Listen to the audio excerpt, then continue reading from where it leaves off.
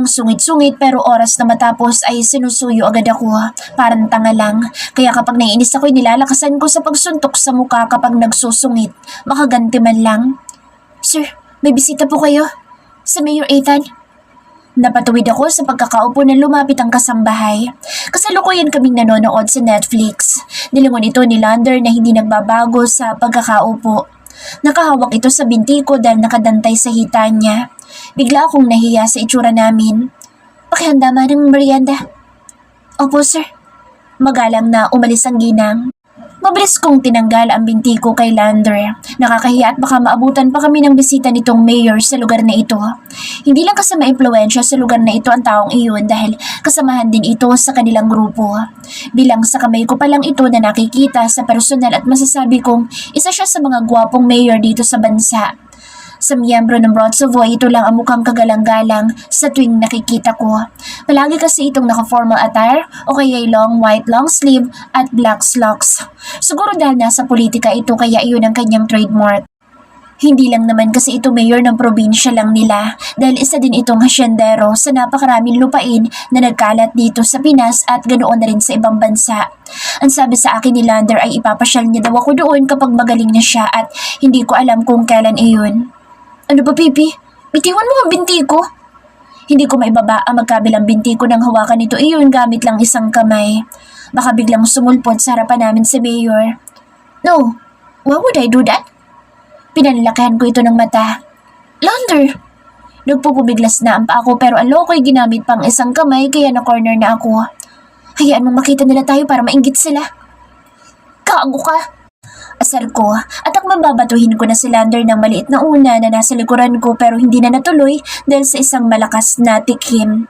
Nabitin sa ere ang una na nasa kamay ko. Napanganga ako sa malaking tao na nakatayo ngayon habang nakapamulsa ang kamay at salubong ang makapal na kilay. Mukhang hindi natutuwa sa nakikita. Close your mouth, baby. Sinamaan ko ng tingin si Lander nang isarado nito ang bibig ko gamit ang palad niya. Ito na rin ang kusang nagbaba sa binti ko at tumayo para makapag-fist bump sa kanyang kaibigan. Good morning, Miss Tina. Ngumiti ako at napatayo para makapagkamay ng formal sa alkalde. Good morning din po, Mayor. Tina? Natigilan ako sa tumawag sa akin na pamilyar ang boses. Napahaba ang leeg ko at nagulat sa nakita. Si Sofia na nasa likuran pala ni Mayor Ethan. Sofia? Gulat akong napatayo. Maliit na ngumiti ito at nahihiyang kumaway sa akin. Mabilis ko itong nilapitan at wala na akong pakialam sa dalawang lalaking puro higante. Niyakap ko na mahigpit si Sofia. Matagal-tagal ko na rin itong hindi nakikita at bihira lang din ang kumustahan namin dahil busy sa buhay. 3 buwan na rin ang magkasama kami sa trabaho kasama si Harmony na kasabayan nito sa McWright Hotel. Mahaba na rin ang naging bakasyon nito. Kamusta ka na? Lalo kong gumaganda ngayon na. Hinawakan ko ito sa magkabilang kamay. Namula ito at hinawi ang bumagsak na bangs papunta sa likod ng tenga. Thank you. Ikaw din naman eh. Palaging blooming. Matamis na ngumiti ito. Napatitig ako kay Sophie at nawala ang ngiti. Napatingin ako sa likuran ko kung saan nakatayo si Lander at si Mayor Ethan pero biglang naglaho ang dalawa. Anong ginagawa mo dito? At saka bakit mo kasama si Mayor Ethan? Pagtataka ko. Namula magkabilang pisngi ni Sofia. Kahit na nagkasama kami sa trabaho, ay kahit paano ay nakilala ko ang ugali ni Sofia at Harmony. Masayahin at palatawa itong si Sofia at malakas ang loob at matapang, habang si Harmony naman ay mahiyain at tahimik. Pero kahit na ganoon ay magkasundo ang dalawa at masaya ako na nakilala ko silang dalawa dahil natutulad ko ang dalawa sa kaibigan kong si Bea na ngayon ay nasa Italy na dahil sumama na kay Neil. Umuwi ng Quezon si Sofia para magbakasyon at asikasuhin ang ilang bagay sa kanyang pamilya. Hindi ito nag-resign dahil hindi pinayagan ni Hana, kaya babalik lang ito kung kailan ito gusto. Naging malapit na kaibigan kasi ni Hana si Sofia at Harmony na asawa ngayon ng aming boss na si Sir Sian. Ang dalawa lang ding ito ang nakakaalam ng close friend ko si Hana para hindi magkaroon ng issue sa kumpanyang pinapasukan namin. Hinila ko si Sofia at dinala ko siya sa veranda. Nagpahatid na lang ako ng makakain doon. Hindi ko na hinanap si Lander at si Mayor Ethan. Baka may mahalaga silang pag-uusapan at hindi ako interesado doon. Mas interesado akong malaman kung bakit magkasama si Sofia at ang mayor ng lugar na ito. Hindi ko muna ito tinanong dahil gusto ko muna itong kumain. Ayaw pa nga nito dahil busog pa daw pero dahil mapilit ako kaya wala itong nagawa kundi ang kainin ng isang slice ng strawberry cake. Ngayon ko lang na-realize na taga dito ka rin pala. Small world ah. Parehas na kaming nakangiti ngayon. Oo nga eh. Unexpected itong pagkikita natin. Nitong nakaraan linggo lang ay nakausap ko sa Harmony na nag-leave kang araw para alagaan ang boyfriend mong may sakit. Hindi ko alam na magkakilala lang pala ang boyfriend mo at si Mayor. Napapailing si Sofia. Sa sumunod na minuto ay napag-usapan namin ang dahilan ng pagpunta ni Sofia dito. Nagulat na lang din ito sa ikinuwento kong miyembro ng isang sekretong organisasyon sa Mayor, kasama na ang aming boss na si Sir Sian na kanilang team leader. May relasyon ba kayong dalawa ni Mayor Ethan? Direct kong tanong.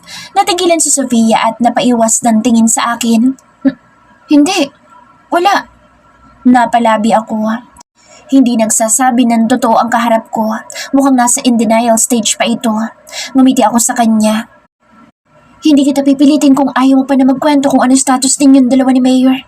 Pero bakit kayo magkasama dalawa? As in kayo lang dalawa? Walang kasamang bodyguard? Tumingin-tingin pa ako sa paligid. Nilangon ako ni Sofia at bumuntong hininga. Tumakas lang kami. Tumakas? Ulit ko. Tumango ito. I mean, tinakasan lang namin ang maraming bodyguard niya para makarating dito. Para hindi kami masundan ng kung sino man nakalaban sa politika. Alam mo na, kapag pumasok ka sa mundo ng politika, palagi nasa bingit ang buhay mo. Tama naman ito lalo na sa panahon ngayon at napapadalas na balita ang tungkol sa patayan. Ayaw ni Mayor na may sumusunod na bodyguard man niya o na kahit na sino patungo dito para na rin sa privacy ni Sir Lander. Napatango ako at naintindihan ang ibig nitong sabihin. Mabutit hindi napansin na sasakyan yung ginamit. Hindi kami gumamit ng 4 wheels. Big bike lang. Okay. Sabay kaming napatingin sa ibaba ni Sofia sa dalawang lalaki na kanina lang ay nawala at ngayon ay nasa harap na ng swimming pool. Nag-uusap ang dalawa at parehas mga seryoso ang mukha. Ngayon ko lang napansin na hindi naka-formal attire si Mayor Ethan. Simpleng itim na t-shirt at maong na pantalon lang ang suot at itim din na running shoes. Katulad ni Sofia na nakasuot ng makapal at mahabang jacket at sa loob ay puting damit at maong pants lang din. Kaya pala ganito ang suot nila dahil nakamotor silang pumunta dito. So, paano nga kayo naging magkasama ni Mayor? Nangulit-ulit ako. Sa bahay. Mahinang sagot dito. Sa bahay? Malakas akong napasalita sa gulat. Mukhang nataranta si Sofia sa akin kaya dali-dali nitong tinakpan ang bibig ko. Ang ingay mo naman, Tina. Quiet lang tayo. Napatingin pa ito sa ibaba at baka narinig ng dalawang lalaki. Sorry. Bumuntong hininga ito at napakwento na. Nakangangan na lang ako sa panahon ng pagkukwento nito. May halong awa at inis din na nararamdaman. Awa para kay Sofia dahil wala itong choice. Inis naman kay Mayor Ethan dahil mukhang magaling magpaikot ng sitwasyon. Gusto lang siguro niya magkabalikan kayo kaya ka siguro pinapahirapan. Ang kapal niya dahil ikaw na nga itong nasaktan noon. Ikaw patuloy ang magbabayad. Grabe din yung ex-boyfriend mo ha. Nag-iba na tuloy ang tingin ko kay Mayor. Kala ko'y anghel siya. Yun pala'y anghel na may sungay. Nalukot naman ang magandang mukha ni Sofia. Sinasabayan ko lang ang trip niyan. Pero once na makatakas ako, babalik ako ng Maynila. Babalik ka kay Sir Sian? Baka ibalik ka lang din nun sa kandungan ni Mayor. Remember, magka-brad sila. Napakamot naman ito sa noo. Mukhang na-stress sa sinabi ko. Hindi naman nagtagal ay dumating ang dalawang higanteng bakulaw dito sa veranda. Uuwi na ang dalawa dahil hindi daw pwedeng mawala ng matagal ang mayor sa probinsyang ito. Hinatid namin hanggang labas ang dalawa na nakasakay sa big bike. Naalala ko lang si Lander noong bago-bago pa kami magkakilala, pero naiinis pa rin ako sa mayor na iyon. Nang mawala na sila sa aming paningin ay si Lander ang binalingan ko. Pinalo ko pa ang kamay nitong nakayakap sa bewang ko. May nagawa ba akong kasalanan, baby? Pagtataka nito, ang kaibigan mo, mayor nga pero ginaganon si Sofia. What? Naguguluhan ito. Kunot noo si Lander at nagsalita. Ibinalik ang kamay sa bewang ko at kahit magpumiglas ako ay wala akong magawa sa tigas ng braso nito. Kapag ganito talaga ay ginagamitan ako nito ng lakas eh. Baby, si Mayor lang ang nakakaalam kung bakit niya ginagawa ang mga bagay na ikinasasama ng loob ng kaibigan mo. Mas maiingatan at mapoprotektahan niya si Sofia kung palagi nasa kanyang tabi lang ito. Napanguso ako. Naniwala ka naman dahil kabaro mo. Hindi mo ba alam na dati pala sila magkasintahan? Pero niloko lang ng Mayor na iyon si Sofia. Kawawa naman ang kaibigan ko. Ang ganda-ganda niya, niloloko pa. Porke Mayor. Paano pa kaya kung ikaw yun? Mahinang napamura si Lander. Oh, nadami pa ako, baby. Oo, kasama ka kasi kinakampihan mo yun. Baby ko talaga. Malakas ako napamura nang bigla niya akong buhatin at naglakad ng papasok sa loob ng bahay. Ano ba, Lander? Nahihiya ako at baka makita kami ng mga kasambahay. Baka isipin ng mga ito ay nag-iinarte ako. Saktong pagpasok namin ng front door ay nagtatakbo si Manang na may hawak na wireless phone. Sir! Sir! Nawala ang inis ko kay Lander at napatingin kay Manang. What happened? Maingat naman ako ibinaba ni Lander at sabay kaming humarap kay Manang. Sir, tumatawag po ang sekretaryo mo, si Sir Benjamin. Namumutla at mukhang natataranta ang matanda. Agad na inabot ni Lander ang telepono at sinagot iyon. What is it, Benjamin? Napatingin ako sa seryosong mukha ni Lander. Gumalaw-galaw ang panga nito na mukhang nagagalit kasabay ng pagkasalubong ng kilay nito. Alam ko may problema dahil hindi tatawag sa Benjamin kung hindi kailangan. Hinila ko ni Lander paakyat ng kwarto. May problema ba, baby? We will be back in Manila. Hindi na ako nagtanong pa dahil mukhang galit ito. Lumilitaw ang ugat sa mga kamay na para bang gustong-gustong manapak ng tao. Pagkarating namin sa Griefer Building ay sinalubong kami ng ibang empleyadong naiwan at ang karamihan ng mga security personnel. May mga pulis din na nagkalat para imbestigahan ang buong building. Mabilis kaming nakarating dito dahil nagpasundo si Lander sa kanyang kasamahan na si Tyrone gamit ang chopper. Nagkaroon ng komosyon sa loob ng kumpanya dahil sa bomb threat. Dahil may isang lalaking nagpanggap na janitor ang pumasok at nag-iwan ng isang backpack sa gilid ng banyo na kinatakutan ng mga empleyado. May nakapansin na babae at itinawag sa security pero nagulantang ang mga ito dahil may nakitang nakabalot na tela at ilang wire kaya nagkaroon ng emergency. Agad na itinawag iyon sa pulisya at kay Lander kaya dali-dali kaming naparito. Habang ang salary naman ay mabilis na naglaho kaya hindi nahabol ng mga security. Hindi nakita ang mukha nito sa CCTV dahil nakasuot ng face mask at sombrero.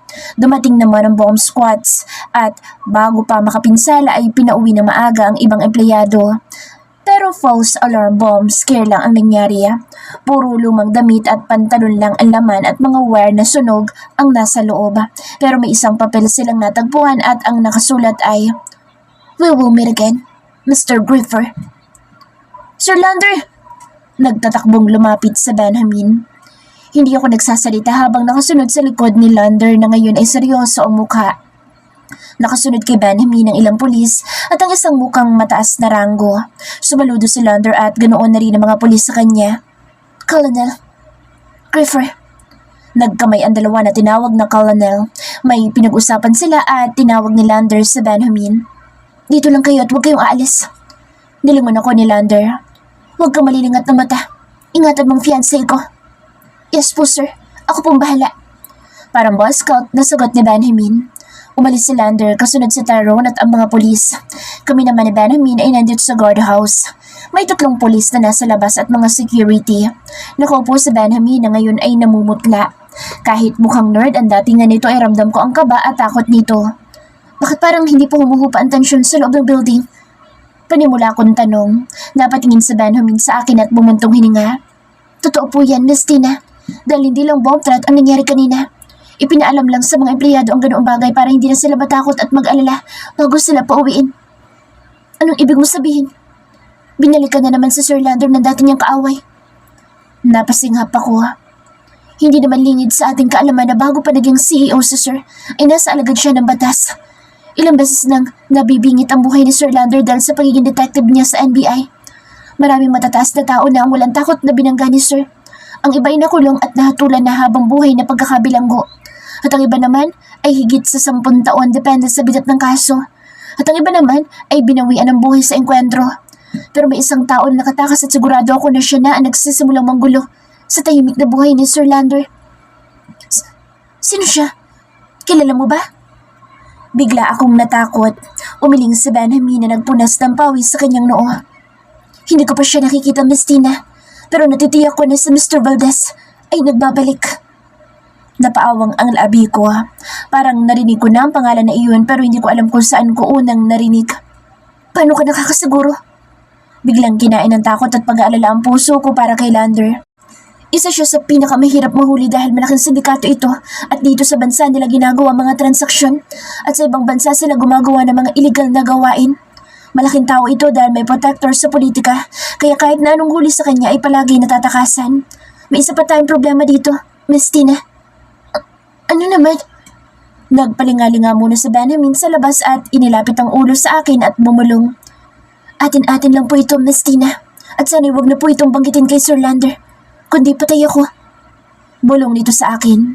Nagsalubong ang kilay ko at tumango na lang. Mag-promise ka muna na hindi mo aawayin si Sir Lander kapag nalaman mo ito. Ayoko man sabihin pero mas maganda na kung may hint ka kahit papaano. Sabihin mo na. Napasabangot tuloy ako. Parang hindi ako matutuwa sa susunod na sasabihin nitong sa Benjamin.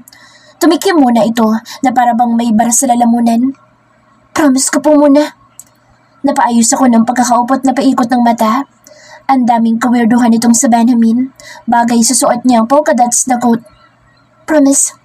Itines ko pa ang dalawang daliri ko at pinag-ekis. Umayos ng pagkakaupo si Benjamin. Sobrang unat ng likod habang nakadikwatro.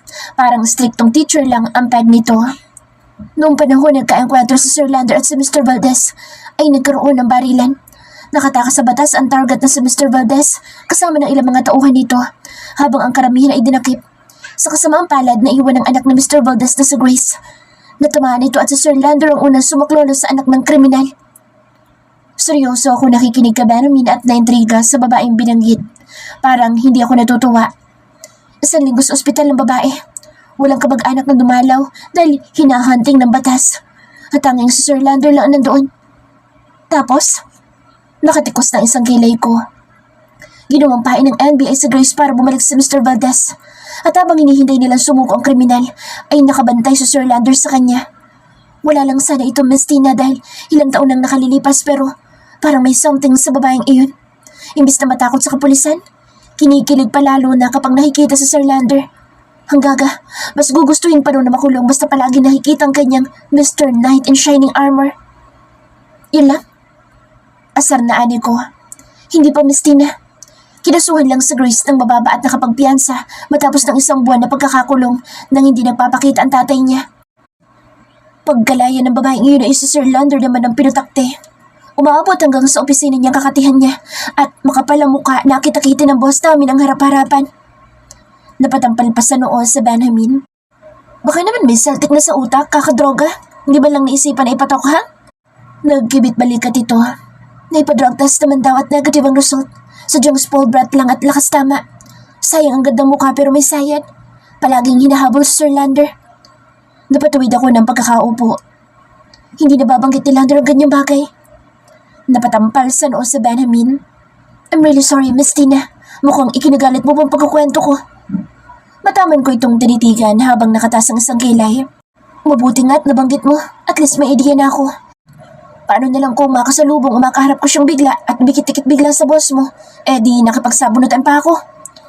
Yun na nga po, Miss Tina. Pero in case na magkita kayo one of this day, ihanda mo ang sarili mo. Dahil bukod sa pagiging topakin niya ay may pera ang babaeng iyon. Marami siyang napapaikot dahil sa yaman niya. Kaya po nakalabas agad ang kulungan dahil sa mga galamay sa loob ng pulisya. Hindi ba hawak ng NBI ang babaeng iyon? Yes po, Miss Tina. At si Sir Lander ang tumututok sa kanya. Pero dahil umalis si Sir at biglang nawala, nakatanggap ng suhol ang ilang pulis kaya nakapagpiyansa. Huli na nang malaman ni Ma'am Mika Zimmerman, nakatakas na ng ibang bansa si Grace. Ay, katangahan. Dismayadong ani ko. Sinibak na ang lahat ng pulis nung araw na iyon, kaya pagbalik ni Sir Lander ay galit na galit ito. Pero mas maraming nagtataka kay Sir dahil bigla itong nawawala at sumusulpot. Nakuha kong ibig sabihin ni Benjamin. Siguro ng panahon na nawala bigla si Lander ay nasa misyon ito. Yun naman madalas, mawawala at susulpot na lang bigla. Naputo lang ang usapan namin ni Benjamin na makita namin si Lander na paparating. Hindi maipinta mukha nito na para bang may malaking problema. Nasa likod nito si Tyrone at nagulat ako nang makita ko rin si Kevin. Pero may hawak na iPad ang huli at seryoso ang mukha nito, habang si Tyrone naman ay nagsasalita habang kausap si Kevin. Bago ako lapitan ni Lander ay kinausap muna nitong head security at ganoon na rin si Benjamin. Iuwi muna kita sa Bataan. Bakit? Doon muna ba tayo habang nagpapagaling ka? Hinawakan ko ito sa braso. He kissed my forehead and sighed. No baby, doon ka muna habang tinatapos ko ang problema dito. Susunduin na lang kita kapag maayos na ang lahat. Alam kong may problema na ayaw niyang sabihin sa akin. Pwede naman akong dito na lang muna. O kaya bumalik na lang kaya ako sa trabaho ko. May mga gamit pa ako sa kondo. Isang buwan na akong hindi nakakabalik sa trabaho. Nakakahiya na rin kay Sir Sian. At ang kondo na tinutuluyan ko na malapit lang din sa McCright Hotel ay si Lander ang bumili. Ang mahal manirahan doon na halos ayawan ko nang malaman ko ang presyo pero makulit ito. Kompleto sa gamit bago ko iyon tirhan at isang buwan lang kaming nagkasama doon bagamat walang nangyayari sa amin ay madalas niya akong puntahan. Naiwan lang ako dahil sa misyon nito na inabot ng 2 buwan. Every weekends ay umuwi ako kahit nakakapagod ang biyahe, nagtsatsaga pa rin ako dahil gusto kong umuwi sa magulang ko. Hindi ko kasi kinakaya ang lungkod kapag mag-isa sa kondo lalo na at nasanay na akong kasama si Lander. Nakakapasyal din naman ako kay Ate Tanya dahil namimiss ko ang 2 pamangkin ko. Hindi ka na babalik sa kondo. Huwag ka na rin muna magtrabaho. Ano? Ako na magsasabi na hindi ka na magtatrabaho. Gumawa ka na ng resignation letter kay TL. Malakas akong umiling. Nakakapanghinayang ang trabaho ko. Ang ganda-ganda ng posisyon ko at kahit nakakapagod at stress ko, minsan ay mas gusto ko pa rin na magtrabaho sa McCright Hotel. May naging kaibigan na ako kahit paano doon. May mabait pang boss. Hindi pa ako nagtatagal sa trabaho ko para mag-resign. Ayoko naman na magka-bad record ako. No, mahal ko ang trabaho ko. Bala ko naman bumalik kapag magaling ka na. Kaya mo na. Bakit ako magre-resign? Napainit nito ang ulo ko. Hinawakan ako sa bewang ni Lander nang makita nitong nakasamangot kong mukha. Baby, hindi mo na kailangan na magtrabaho. You are my fiancé and will be my wife soon. Gusto ko lang naligtas ka kaya ginagawa ko ito. Hindi, ayoko. Pinalo ko ang braso nito dahil hindi ako natutuwa. Kung may problema ay pwede naman niyang sabihin sa akin. Kung kaligtasan ko lang din ang iniisip nito para hindi ako makapagtrabaho ay kaya ko naman na mag-ingat. Walking distance lang ang tinitirahan ko sa trabaho at alam kong nasa ligtas akong lugar dahil mahigpit sa seguridad ang McCright Hotel. Baby, you don't understand me. Mahina nitong salita habang kalma ang boses. Mas lalong hindi kita maintindihan, Lander. Napatingin na ibang tao sa amin dahil sa pagtaas ng boses ko. Okay, fine. Let's go home.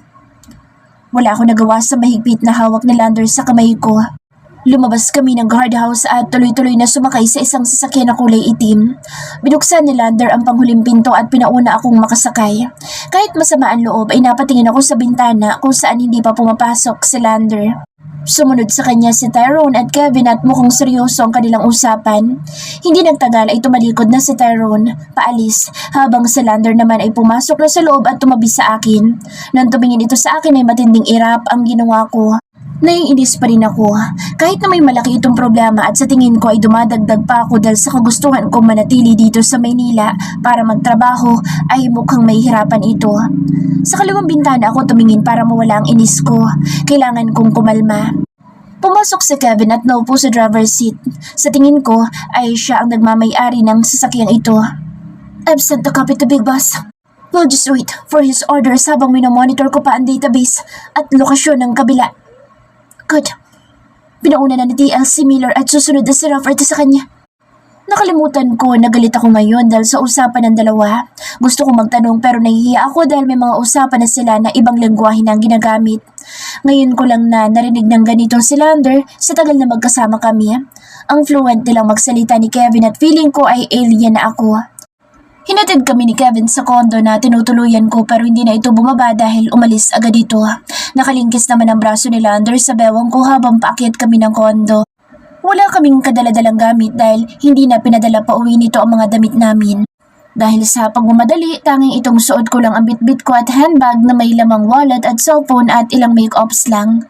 Ito na mismo ang nagbukas ng pinto at pinauna akong pinapasok.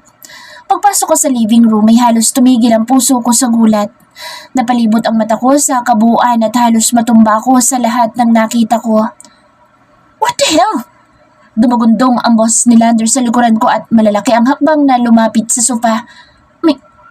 My God! Halos hindi mailabas sa boses ko ang sinalita ko. Hindi ako makapaniwala sa lahat ng nakikita ko ngayon. Stay there, baby. Huwag ka susunod sa akin o pupunta sa lahat ng sulok ng bahay na ito. Nagtatakbo na pumasok sa loob ng kwarto si Lander. Ako naman ay napahawak sa pader dahil biglang nanghina ang magkabilang tuhod ko. Lahat ng madadaanan ng mata ko ay puro sirang gamit. Sinadyang wasakin na lahat ng kagamitan na parang minaso. Durog-durog ang ilang picture frames namin ni Lander, pati na rin ang malaking flat screen TV at glass table. Nagkalat ang mga basag na vase at ang plastic na bulaklak ay nagkaputol-putol. Ang malaking sofa na madalas ay higaan namin ni Lander ay tinadtad na akala mo ay minasokar. Malulutong na murang naririnig ko kay Lander nang makalabas ito ng kwarto habang may kausap sa cellphone. Sinilip nito ang kusina at laundry area. Ang galit na muka ni Lander ay alam ko na napatid na ng gusto dahil pati tenga nito ay namumula na sa matinding galit. Hindi nagtagal ay mahigpit na hinawakan ako ni Lander habang nagsidating ang mga pulis para imbestigahan ang nangyari sa loob ng unit namin kasama na ang Homeowners Association. Wala silang kaalam-alam sa mga nangyari at nang makita sa CCTV ay may nagpanggap na janitor na hindi nila empleyado ang pilit na binubuksan ang pinto ng unit. Nagkaroon ng kapabayaan sa loob ng building kaya isinama sila sa police station. Marami mga tao ang natakot kaya naghigpit ang security ng buong condominium. Dumating si Drake at Kuya Dustin dahil sa nangyari. Gulong-gulo na rin ako sa mga nangyari. Gusto kong kunin ni Kuya Dustin para doon muna ako sa kanila habang gumugulong pa ang investigasyon. Dahil nandoon naman ang kapatid ko at mga pamangkin. Si Drake naman ay nag-offer sa kanyang bahay sa Laguna kung saan nagbubuntis sa atelian. Total naman ay kakambal ito ni Lander kaya gusto din ito na doon muna ako. Pero malakas na tumanggi si Lander sa dalawang kabaro niya. Baby, kailangan na kitang uuwi kay mama at papa. It's too risky that you're here. Wala na akong nagawa kundi ang tumango na lang. Narinig kong nagsalita si Kuya Dustin sa cellphone habang nakatingin sa amin. Your sister. Pagkabot ko pa lang sa phone ni Kuya Dustin ay narinig ko na umiiyak ang kapatid ko. My God, Tina! Ayos ka lang ba? Wala bang masama nangyari sa'yo? Dito ka muna. Baka may mangyari sa'yo kapag nagtagal ka pa sa kondo na iyan. Napalunok ako. Nakakahawa pa naman ang iyak ng kapatid ko. Ayos lang ate. Walang masamang nangyari sa akin. Kasama ko si Lander. Kahit na! Hindi pa man kami nakakapag-usap ng matino ni Ate Tanya nang makita ko nagmumura na naman sa galit si Lander. Hintayin mo ako, Papa. Ililigtas ko kayo. Nagsalita na ibang lengguwa si Lander at narinig kong nagmumura ng husto si Kuya Dustin. Sa Drake naman ay may tinawagan. Sunduin mo kami ngayon. Asap! Tio, we need your help. Big Boss is calling. Hindi ko na namalaya na wala na pala sa tenga ko ang cellphone na hawak ko. Pakiramdam ko sa mga oras na ito'y nahihilo ko sa mga naririnig ko. Sa bilis ng oras, magkayakap na kami ni Ate Tanya habang hinihintay ang paparating naming magulang mula sa Bataan na sinundo ni Lander at Kuya Dustin. Mabuti na lang at gabi na ngayon. Kakatulog lang ni Trisha at tulog na rin ang bunsong anak ng kapatid ko na si baby, Terrence. Nandito kami ngayon sa living room na naghihintay sa pagdating na magulang namin. Pakiramdam ko ay mabubuwal na ako sa buong araw na ito dahil sa marami nangyari sa loob lamang ng isang araw. Nakakabaliw. Una ay sa fake bomb threat sa kumpanya ni Lander kaya kami napabalik ng Maynila. Pangalawa ay ang condominium na tinadtad ng kung sinong galit na galit. Walang nakuhang gamit pero ang paninira ng mga kagamitan ay hindi nilagpasan. Pangatlo ay ang hindi namin inaasahan. Ang mama at papa namin na tahimik na naninirahan sa Bataan ay muntik ng ma-hostage kung hindi lang naging alerto ang magulang ko at ganoon na rin ang mga katiwala sa labas ng bahay. Alas 3 ng madaling araw nang marinig namin ang paparating na chopper kaya nagmamadali kami lumabas sa likod bahay para salubungin ang magulang namin. Mama! Papa! Nag-iyakan kami magkapatid na makita namin ang magulang namin pagkababa ng chopper. Mahigpit na nagyakapan kaming apat habang umiiyak. Wala po bang masamang nangyari sa inyo doon? Nasaktan po ba kayo? Sunod-sunod na mga katagaan lumabas sa aming bibig ng magkapatid. Hindi kami nasaktan mga anak. Huwag kayong mag-alala. Ligtas kami ng mama niyo. Salita ni Papa na kahit pinapatapang ang boses ay may halong minig iyon. Salamat sa Diyos. Hindi kami pinabayaan. Mangiyak-ngiyak din si Mama. Nagpakuha ng tinapay at mainit na kape si Ate Tanya sa ilang kasambahay na gising din para samahan kami. Sa loob ng living room ay nakaupo kami. Magkatabi si Ate Tanya at ang asawa niya. Sa likod, ang mama at papa ko na magkayakap. Nakaupo ako at mahigpit na nakayakap sa bewang ni Lander. Nakasuot sila ngayon ng kanilang uniforme bilang miyembro ng Broad Cebu. Nasa harapan namin ngayon si Sir Sia na nagsasalita, kasama si Drake at Dr. Lester. Ang ibang kasamahan nila ay nauna na sa kung saan man ang kanilang pupuntahan. Wala akong idea dahil wala silang binabanggit. Ang alam ko lang ay sisimulan na nila ngayong araw ang paglusob. Ingat ka. Mag-iingat ka, baby. Maluha-luha ako habang mahigpit kong yakap sa Lander. Bumuntong hininga ito, tinaplos ang buhok ko sa likod. Hinalikan ako ni Lander sa labi. Baby, palagi ako mag-iingat. Gusto ko ligtas na makauwi sa'yo. Magpapakasal pa tayo sa simbahan, baby. Natatakot ako. Why? Hindi mo kailangang matakot, baby. Hindi ka pa ba sanay sa trabaho namin? Umiling ako at pakiramdam ko'y nag-iba ang kutob ko ngayon. Kahit na, pagkatapos nito umuwi ka, hihintayin kita. Pero ayoko nang matagal. Ang tagal-tagal nung umuwi. Masamang loob na sambit ko at muling naiyak. Napapikit ako nang halikan ako nito sa noo. Iyan lang ang hindi ko may papangako, baby. Hindi kami umuwi nang hindi natatapos ang trabaho. Gustuhin ko man na umuwi agad ay hindi pwede. Nakakainis ka. Mainan tumawa ito. Pagkabalik ko, itutuloy na natin ang kasal, baby. Napasinghap ako. Really? Of course. Hindi na dapat natin patagalin ang ganitong bagay. Mag-aanak pa tayo ng madami. Pinalo ko ito sa braso at natawa na rin. Hinuli nito ang kamay ko at tinalikan iyon. Buong pagmamahal niya akong tinitigan. I love you, my Tina. I love you so much. I love you, Lander. Ikaw lang, masaya na ako. Isang mainit at matagal na halik ang pinagsaluhan namin dalawa bago ako kumaway kay Lander. Umiiyak ako pero mas sigit ang kapatid ko na hagulhol talaga habang karga ang bunsong anak na nagising. Niyakap at hinalikan ni Kuya Dustin ang kanyang mag-iina. Wala lang sa Trisha dahil tulog na ito sa kanyang kwarto.